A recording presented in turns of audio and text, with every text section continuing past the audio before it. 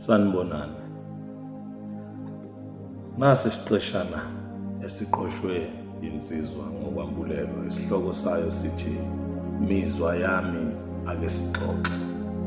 Sifundeka kanje. Mizwa yami ake sixoxe.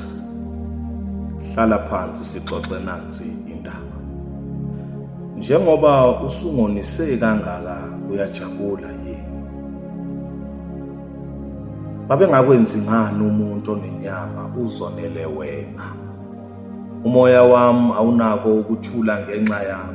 Wena mizwa yami owavuka enyameni ngazithola sengisiphakamisile isandla kuloyo owayigugu kimina. Namuhla ngiphila nesazelo sokuthi ngike ngaphakamisa isandla ngalimaza owenhliziyo yami. Abantu abazi ukuthi ngehlulwa nguwe mizwa yami. Ngehluleka ukucabanga kodwa ngalalela wena ungibusa. Namuhla ngingomunye wabahlukumezi babesifazane.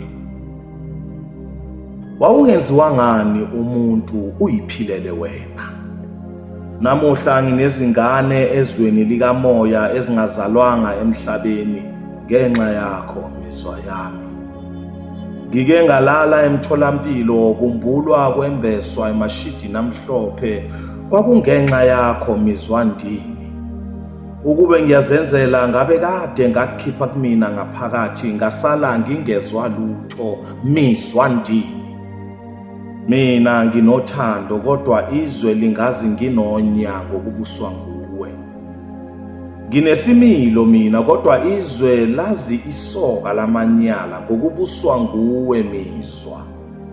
Ngiyalisaba ihlazo kodwa ngenxa yakho miningi imigqomo yeminye imizi engiyiwisile njengenja yakwamakhelwane. Kodwa wawungenziwa ngani umuntu enyameni uzonele ngeyakho inyama ushiye phansi yami inyama mizwa ndini. Izinhlamba ongikhulumise zona kowenhliziyo yami ngiyasaba nokuzizwa ngawami amadlebe. Unyakazisa zonke izitho zomzimba wami mizwa ndini. Qhaqhazelisa ngisho nezwi lami mizwa ndini. Ujulukisa isikhumba sami unciphisa ngisho namehlo ami.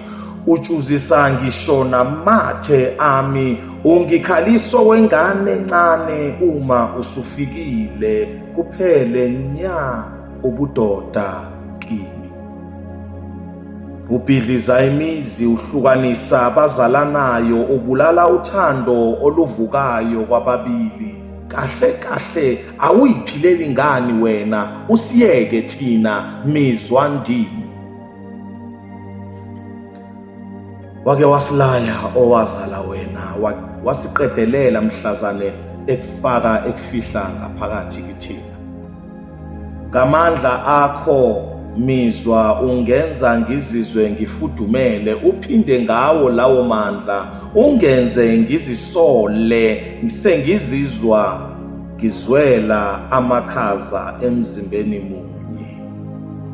Lalela la mizwa yami. Awuhlale phansi sixoxe nansi indaba. Mina sengikhathele ukona inhliziyo nemphefumulo engenacala. Ngicela sivumelane. Yimina umphathi walomzimba. Wena kufanele ulalele mina. Uzithobe. Ukuvuka, ukujabula, ukunela kwakho uyoba ngokwesivumelwano sami nawe. Awusezi ukungivusa ebusuku ngiqalekile, ngixakekile. Awusezi ukuzibonela uzifunele. Awusezi ukuvuka noma ikuphi ungifake ehlazweni. Konke sizokwenza ngokuvumelana. Ngikhathele ukuba umfana manje sengifuna ukuba indoda. Ngiyethemba sizwene mizwa yami. Phumula manje uyinkonkoshele nami ngithathe umzuzwana ngikhokhe umoya.